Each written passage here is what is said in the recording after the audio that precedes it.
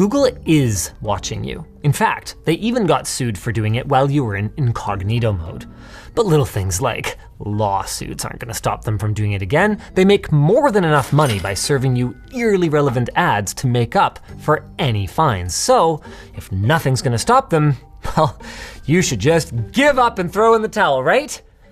Of course not. In part 1 of this series on de-Googling your life, we showed you some options to loosen Google's iron grip, some of which you could argue are even superior to Google's services. And we're back again with de-Googled options for password management, cloud storage, maps, ad management, and YouTube. That's right, 5 whole ways that you can give Google the finger.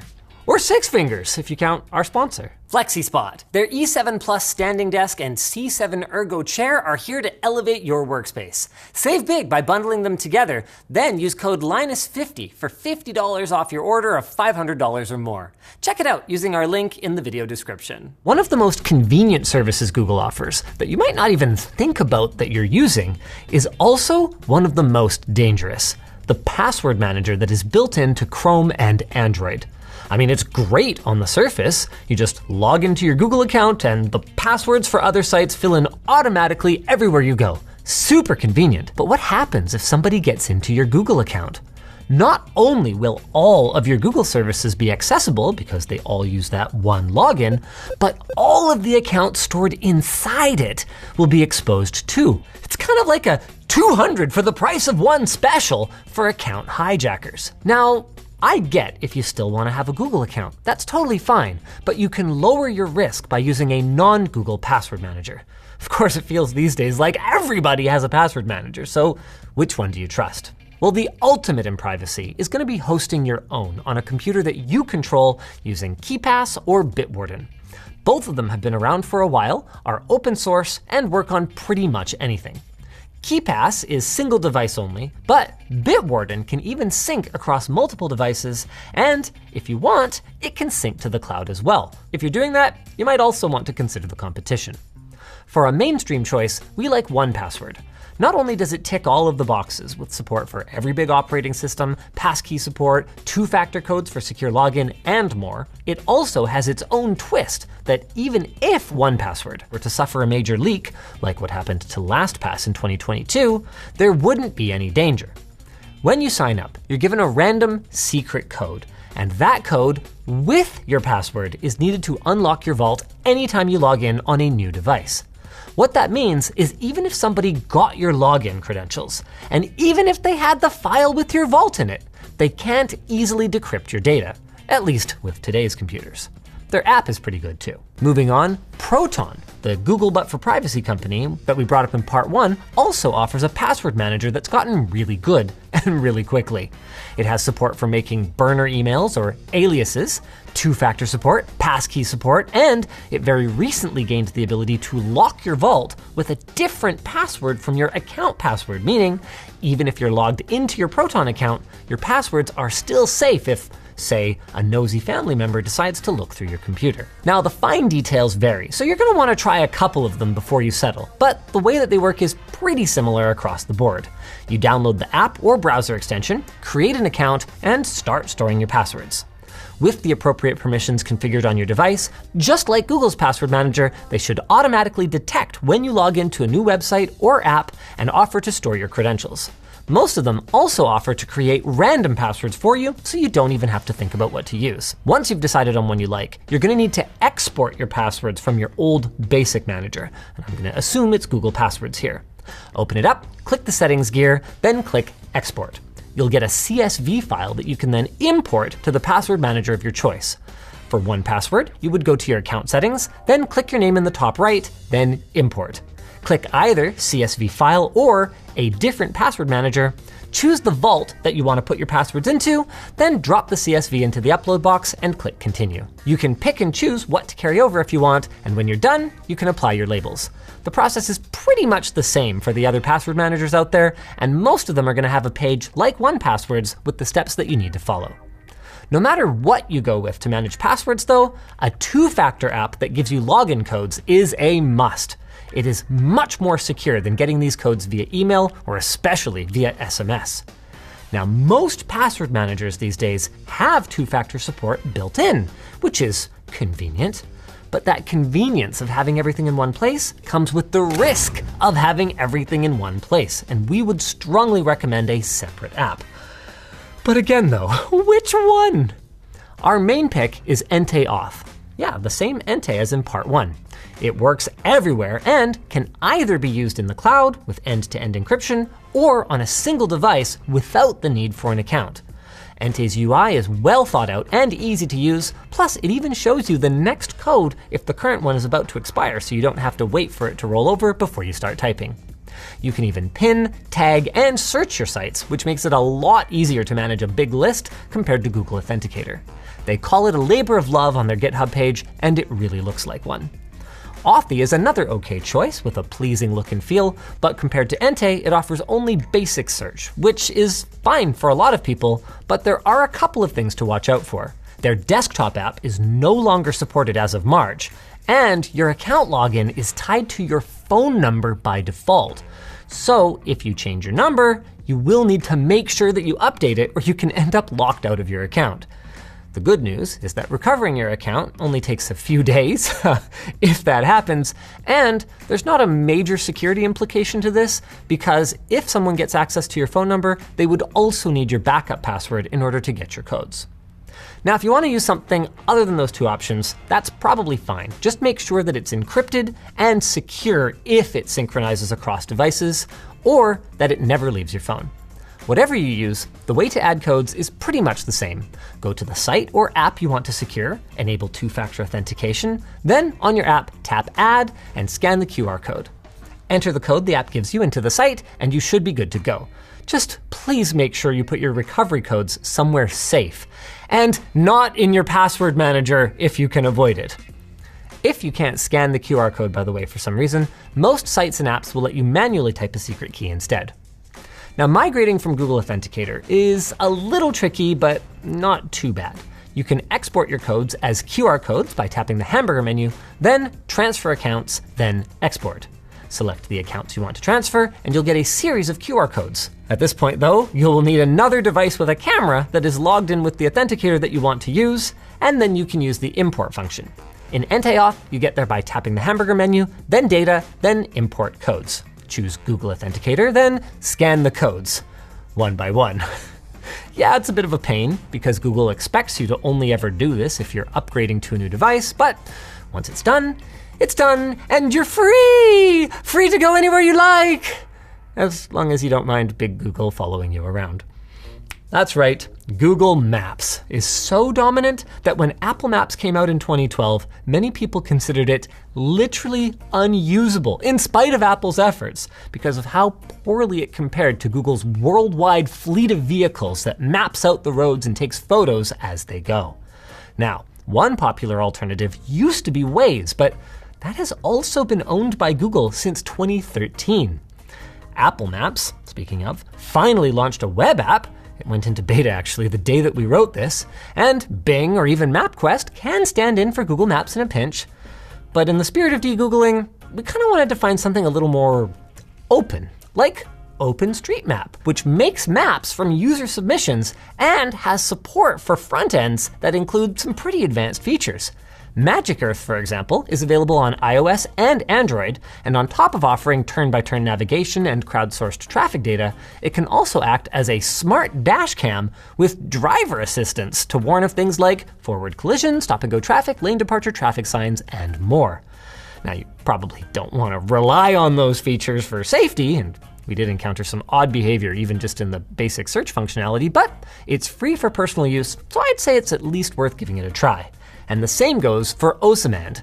It has many of the features that Magic Earth does, but also offers plugins to enhance its functions beyond even Google Maps. The only problem is that what I would call 18643 52 Avenue becomes 52 Avenue 18643 Euro style. And I'm not allowed to just type in AVE. It has to be Avenue.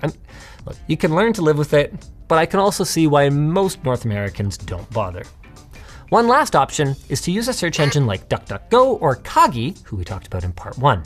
Both use Apple Maps, though Kagi offers other sources too. And while neither has the features or tight integration Google does, Kagi offers the option to start navigating via Google Maps, Apple Maps, or Waze so that you can, I don't know, use Kagi to search and then just use Google to, okay, maybe it's mostly only useful for trip planning rather than day-to-day navigation.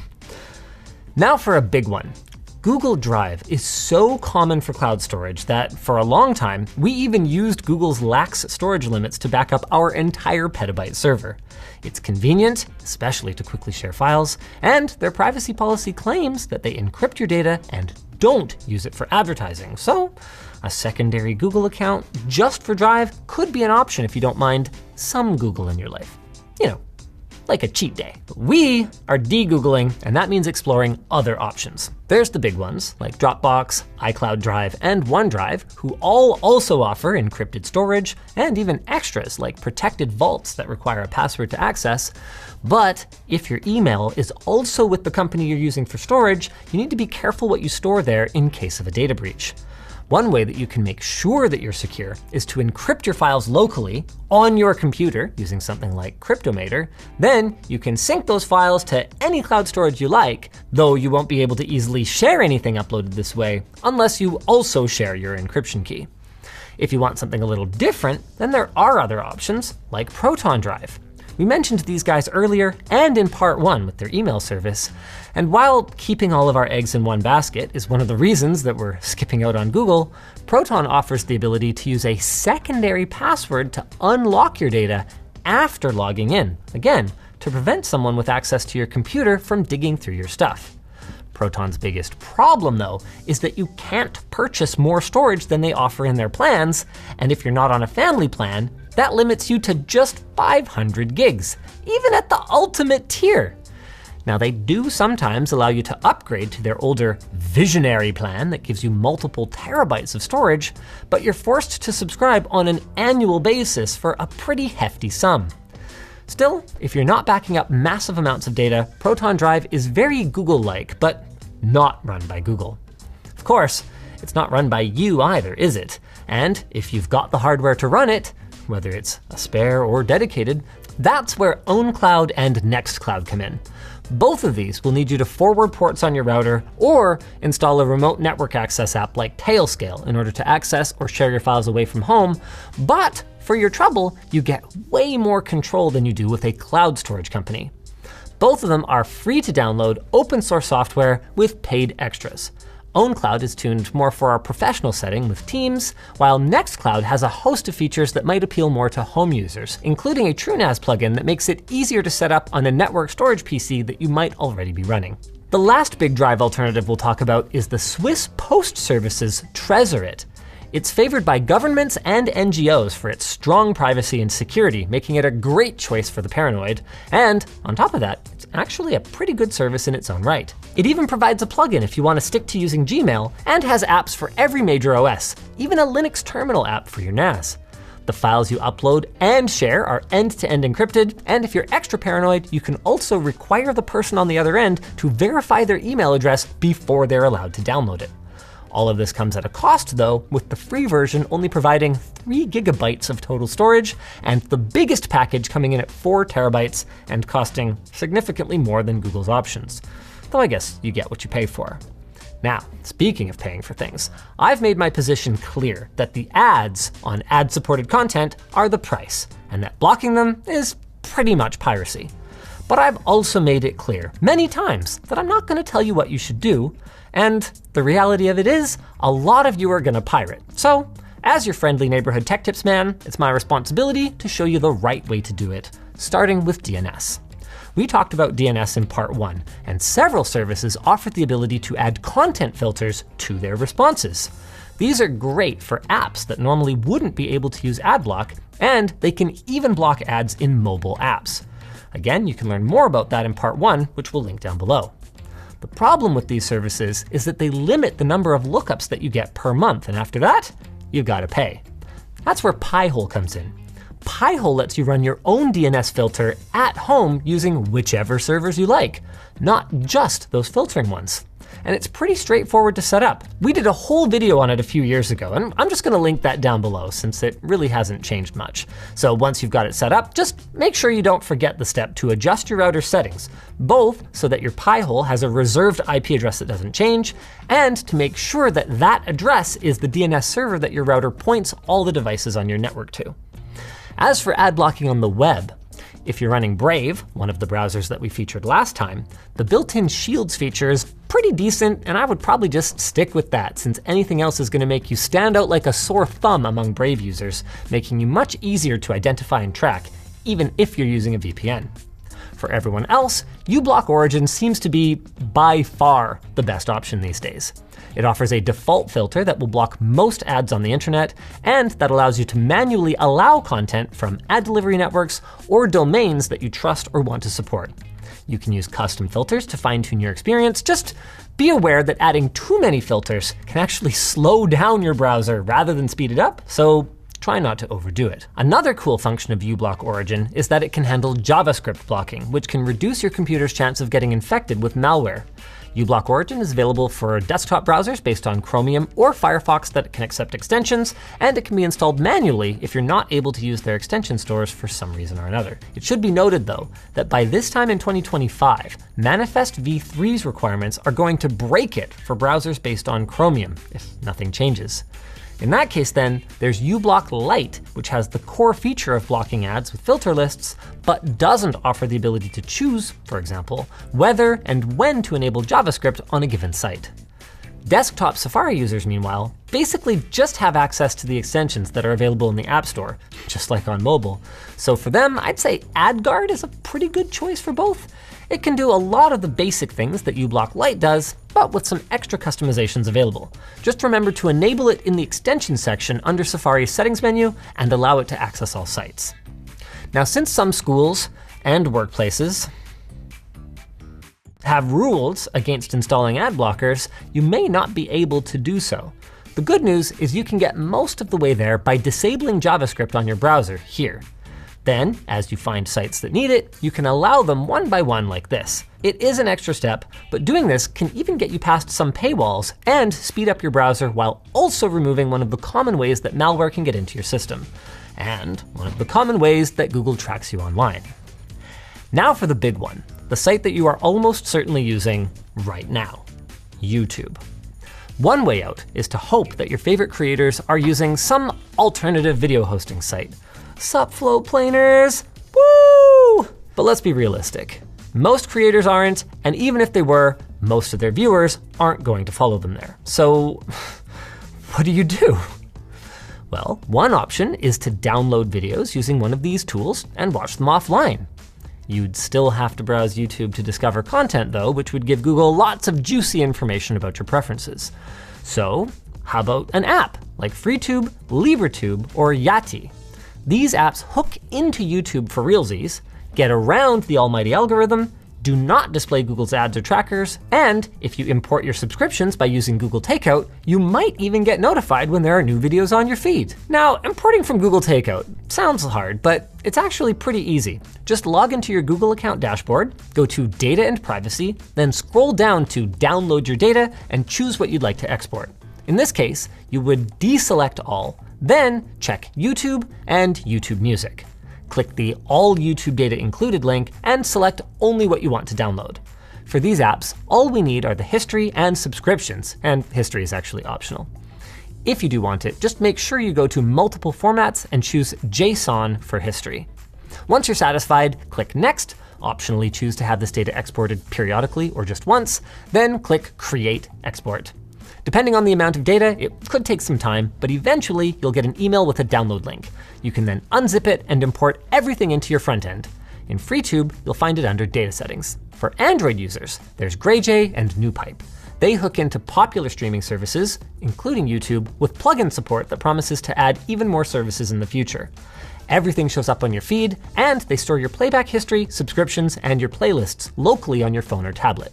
There's no iOS or desktop app for either though, and according to the FAQ, there isn't going to be one anytime soon.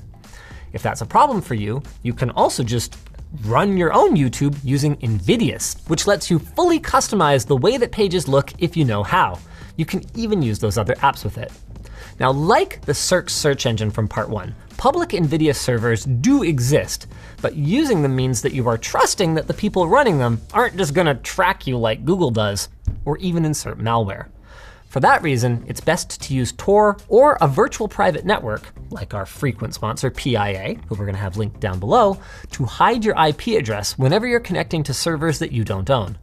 Since the ones listed on the Invidious site must have no analytics, that makes one fewer way that you can be tracked online. However, these servers are not guaranteed to be as reliable as YouTube's. I mean, say whatever you want about YouTube, it rarely goes down. But what if there were another way? Okay, this is funny. As it turns out, you don't need anything extra or any weird workarounds to watch YouTube without ads. And I'm not kidding when I say this is actually a weird trick. Try this right now. Open up a private window or a browser that you don't use very much, and then go to Bing. Copy the address of this video right now and paste it into Bing. Then click on the thumbnail somewhere around here and what? What? Where's the ad? You're not signed into Bing or YouTube, and assuming you used a random browser that you don't usually use, you've got no ad block active. So yeah, you need to put up with Bing's crummy interface, but either Microsoft is paying Google to be able to show YouTube videos on Bing without any ads, or maybe neither of them ever noticed because no one uses Bing. Either way, I don't know, free YouTube Premium, let's go Bing! All right. That's not really a reasonable alternative to YouTube. And like those alternative front ends and those apps, it's just YouTube with extra steps still. And if Google decides to get rid of them, they will all disappear. But for now, we've at least given you some options to enjoy your favorite creators without giving Google quite as much information. Of course, we aren't done yet. And for part 3, we'd like to hear from you guys. What services do you recommend? What Google services do you want to stop using? Let us know down below while I let you know about our sponsor, FlexiSpot. If you're looking to elevate your work setup from that desk and chair that you picked up at your neighbor's garage sale, FlexiSpot is here to help. Their E7 Plus standing desk has a 4-leg foundation, making it more stable than 2-leg offerings. Plus, it has a weight capacity of up to 440 pounds while in motion, meaning you can absolutely load up your desk with the chunkiest of monitors, peripherals, and more. And if you're worried that your tush isn't going to be fully supported, have no fear, their C7 Ergo chair is designed to relieve pressure and mitigate fatigue during long hours of work or play. If all of that sounds good, you're in luck because FlexiSpot is holding their anniversary sale in August, and you can bundle up both the E7 Plus and the C7 to get a nice chunk of change off your purchase. Even better, you can save an additional $50 on your order of $500 or more with code Linus50. We're going to have all the details and exactly where to go to claim the deal linked in the video description. If you guys enjoyed this video, go check out part 1 of this series for more on how you too can rid yourself of the Alphabet Company. Anything sounds ominous when you say it like that.